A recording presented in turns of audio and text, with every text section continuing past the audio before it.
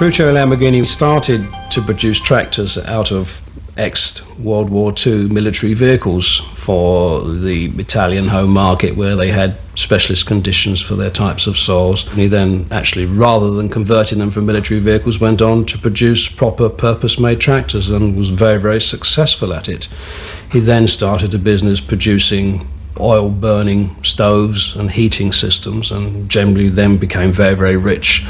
Early 60s, I suppose both of his businesses were flourishing, and he was a purchaser of Ferrari and was dissatisfied with certain components or certain areas of the car, either with road handling performance or soundproofing for whatever reasons.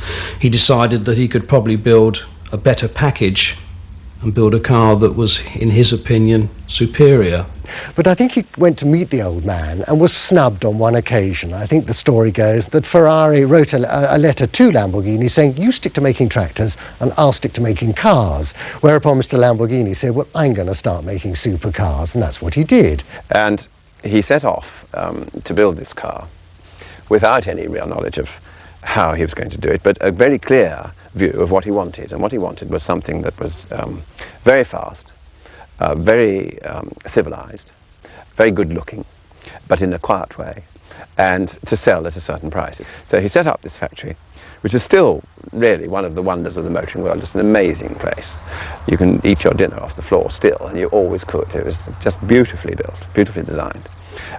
He filled it up with the very latest machine tools. Basically got himself a group of young engineers, fresh blood, fresh talent, and started to throw a few ideas around, and generally had some chassis and engines and bits and pieces and bodies designed and thrown together. But it wasn't an easy ride. They made a few mistakes, really through enthusiasm and excessive youth and inexperience, and through their own innate, almost inborn desire to go racing. They couldn't get out of their heads that what was needed was a racing car. And Ferruccio was absolutely adamant that wasn't what he wanted. So out of all that came the 350 GT.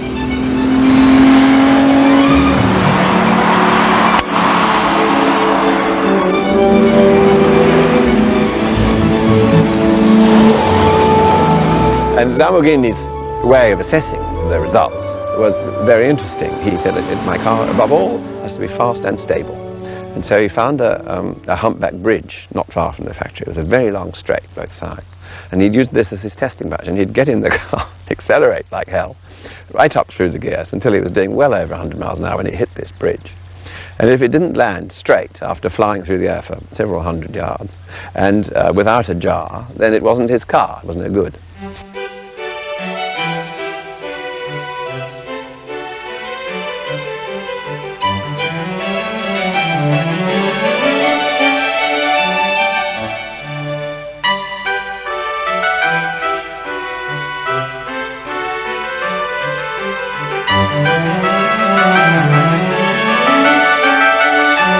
I think the initial reaction was wonderment at the engine. The engine is a V12, 12 cylinders, 12 tiny cylinders, because it's only 3.5 litres at this early point in its development, along the purest racing principles, with 2 overhead camshafts per bank, driven by chains, and with a carburetor throat for every cylinder. So it's got 6 twin choke Weber carburetors. It was quite clearly the very last word in engineering design of that time, and anyone who had any engineering knowledge would say, my God, that's the way to do it.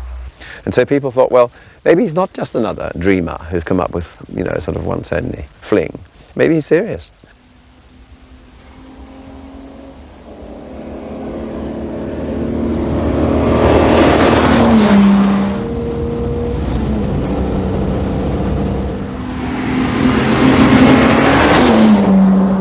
Designed to cover very long distances very fast. That's another thing that Lamborghini truly believed in. He believed that these things were business tools. And if you imagine an Italian industrialist like him with factories in 5 or 6 different places, the ideal thing was to get into something that would take you onto the autostrada, which had no speed restrictions. You get up to 120, 130, 140 and stay there until you got to your destination. And it was practical and not probably, in business terms, excessively expensive. I first became involved because I was the proprietor at that time of a magazine called Car. We were all dreamers at heart, and so we used to deal in dreams. And it was only later that I began to feel, well, it would be nice to have some memento of those days. And I heard about this car, which was a particularly well looked after example. And I thought, well, why not?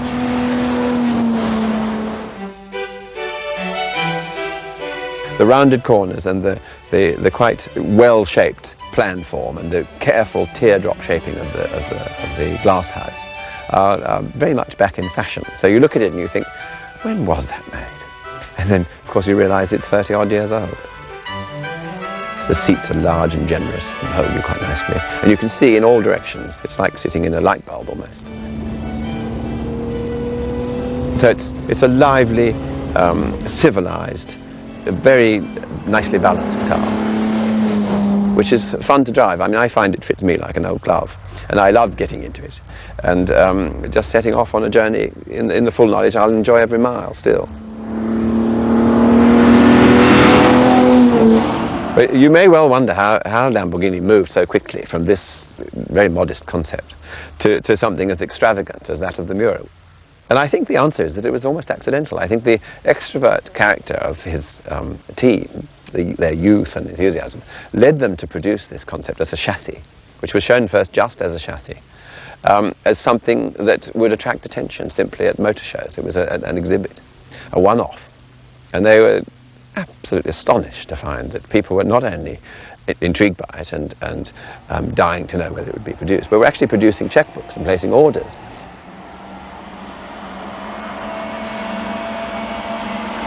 This car is a Lamborghini Miura P400S.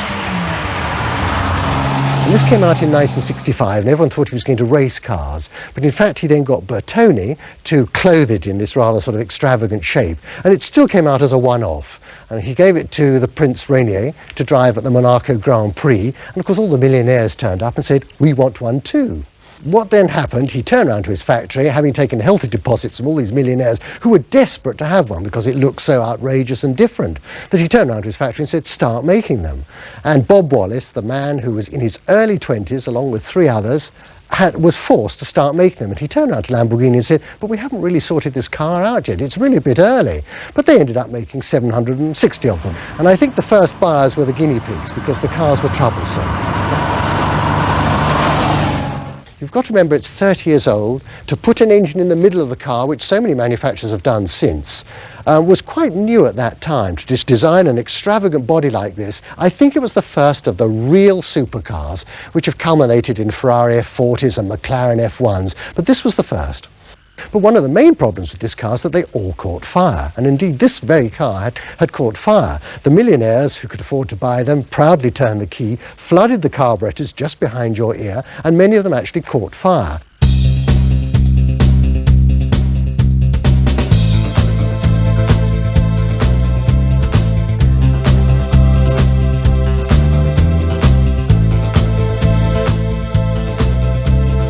These were over £10,000. It was a lot of money in those days. I think the Twiggies and Rod Stewarts of this world who could afford to buy cars like this, they found them troublesome, they let them down, and I think they soon passed them on for better things. I think what he'd done is accidentally hit upon a completely new category of owner. And in some ways that was unfortunate, because it's meant that in this country, it was a market that had very little loyalty. If you made money as a pop star, then your first instinct was to buy the most extrovert car you could get your hands on. And from that moment on, that car was always a Lamborghini. The owners were more and more people who just drove them to be looked at.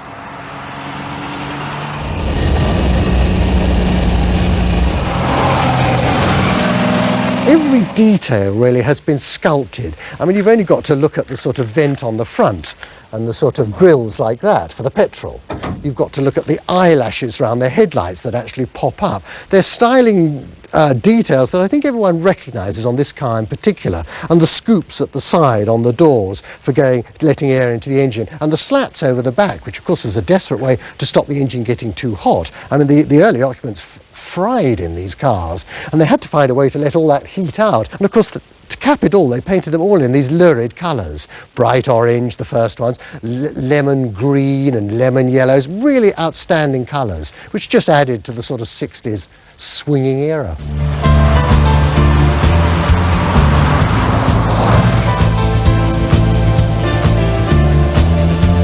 Everything is stiff. The steering is stiff, the gear change is ponderously stiff, because don't forget the lever goes through the engine to get to the gearbox at the back, so that's very stiff.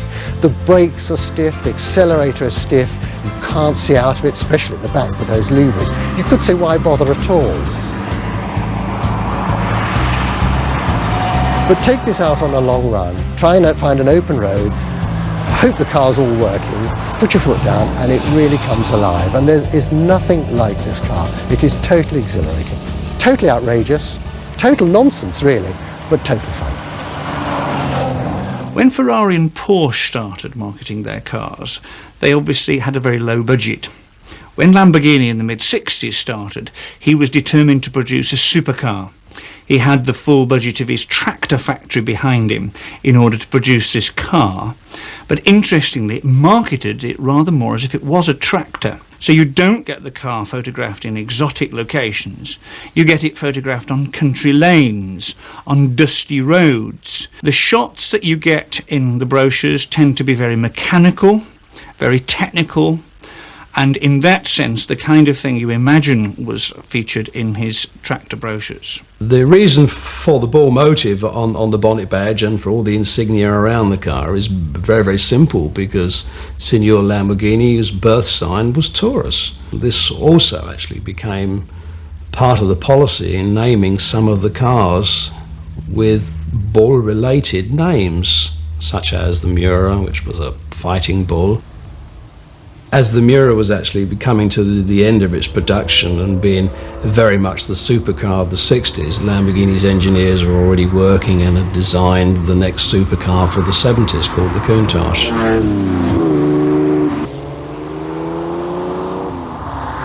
The Lamborghini for the 70s was the Countach. This was first shown in Geneva in 1971. In 1978, the factory revised the model and called it the LP400S, and the whole car was beefed up as such and became a much more aggressive looking car. This in turn came to be the Countach that most people now recognise today, and is probably the poster that was on more bedroom walls of schoolboys than any other poster that I'd like to think of. Initially with the Countach, they were obviously producing an out-and-out supercar and were marketing it as such. However, the early material was not very lavish because it was intended to be cheap enough to be given away to the countless number of schoolboys who would appear at motor shows and who would write off to the factory. And in fact, one pack is already separated into different photographs so that children could stick them straight on their walls.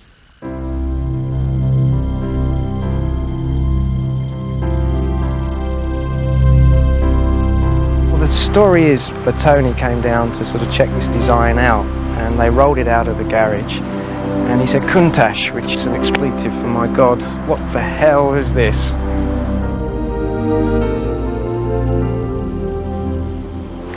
It's 1988 Lamborghini Countach 5000 Quattrovalvo. It's the pre-anniversary model, so it's really considered by a lot of people to be the ultimate Countach, the most powerful engine. It's 455 brake horsepower, V12, well, factory guaranteed top speed 183 miles an hour, although us owners have seen more out of it. We feel it's probably more like 190, 195 miles an hour. You know, in an age as well where most cars are becoming easier to drive, it's not so much fun, it's boring. This is a little harder to drive, but and to drive well, it's a little harder, but you get more rewards. You know, you have to put yourself into the car to really get the most out of it. Unfortunately, you can't really use full performance on the road without getting into serious trouble. So take the car along to track days, and that's fabulous. You know, you can really let the car open up, really explore the handling.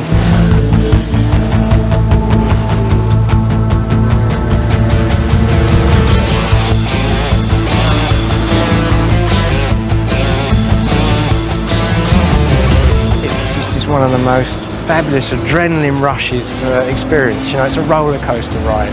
Fabulous.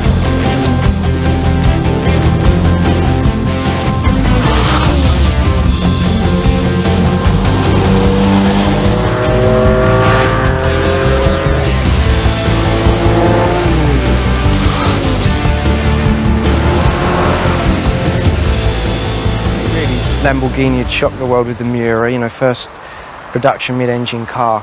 And then the Countach came along and made the Miura look pretty old-fashioned, and in fact made everything look old-fashioned.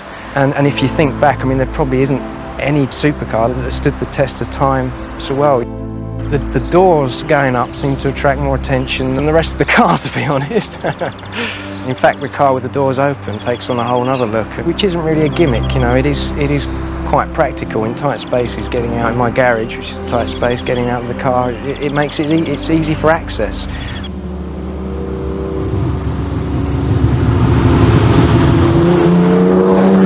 The last Countach was produced in July 1990. This saw the end of a production span of some 17 years. But during that period, many other fine models were actually made by Lamborghini. Generally, in terms, they weren't supercars in the vein of the Countach. In September 1990, when the Diablo was introduced, this was such a superb car. It had cars that were capable of 202 mile an hour with 0 to 60 speeds of 4 seconds. The car was so technically advanced and so fast, so superb, a stunning piece of design.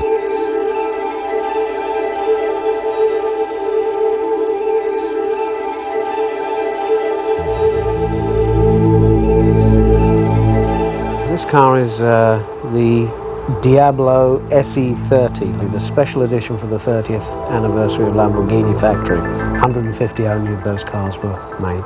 They took the Diablo and lightened the car significantly by about 350, 360 pounds in weight. They increased the power output of the engine to about 525 brake horsepower.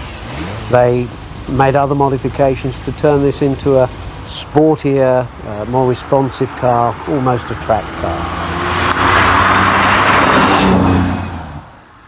There's traction control, which is switchable. You can switch it in on 3 settings or you can switch it out.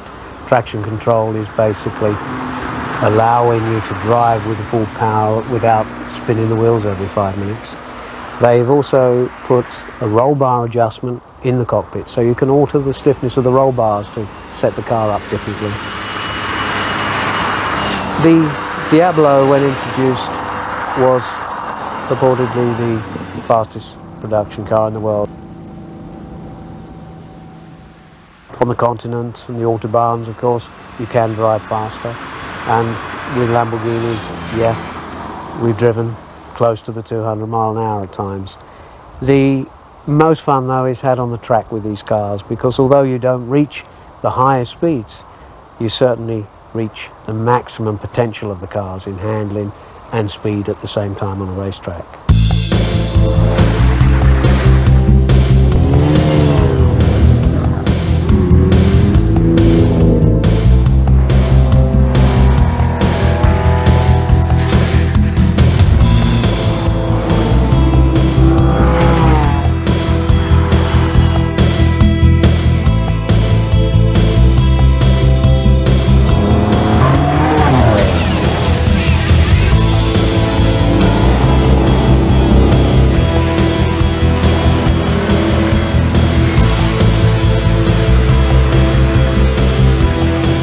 In the late 80s and early 90s, selling supercars was serious business.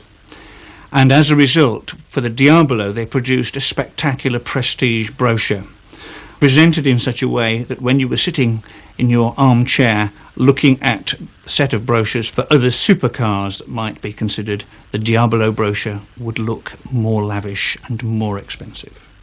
By 1991, the recession had started to hit, and a lot of the supercar manufacturers were already starting to feel the strains and the loss of sales. And if Lamborghini, I feel, weren't owned by Chrysler as they were at the time, with the vast amounts of monetary resources made available to them, I'm certain they would have probably gone under.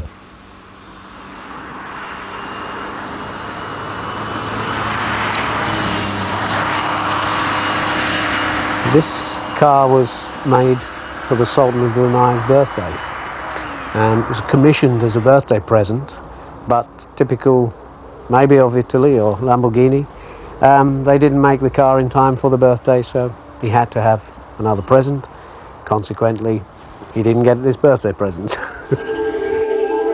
Front windows dive down at the front. Looks like a styling exercise, but it's a very useful exercise because when you're driving the car, you can see very clearly the edge of the road, gives you an immediate view so you can place the car precisely on the corners. Nobody comes up to you and says, oh, this is a so-and-so. They usually come up and say, what does it cost? Especially in the UK. So I usually turn around and say to them, that's not the question you should ask. Ask me about the car. Ask me about the power. Ask me about the design. Ask me about the history. Don't ask me how much it cost. People will always want something faster, something more extravagant, something more expensive even. There's a joy in happy times in spending money. But what they won't want is something ever wider, ever lower, ever noisier, and ever less practical. I think there'll be a reversion to first principles. And I think we may well find that supercars of the next few years are tiny and light and completely different in every respect except design, sophistication and cost. It's a monster of a car. Real challenge to drive, and I think that's the really nice thing about it. You know, even after having this car for a few years, you still get in and it's like getting in it for the first time. The excitement's still there, it's still a challenge, and you can't be lazy with your driving. You know, you've really got to get up and grab hold of this thing and go with it, because if you don't, it just takes you away. You know, it's like a wild horse.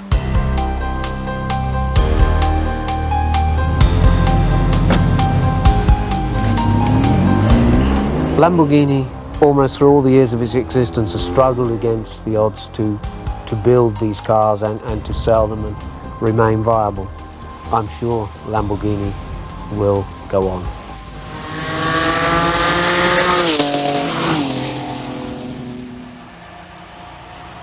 And I still think that in particular this car is the ultimate sort of plaything.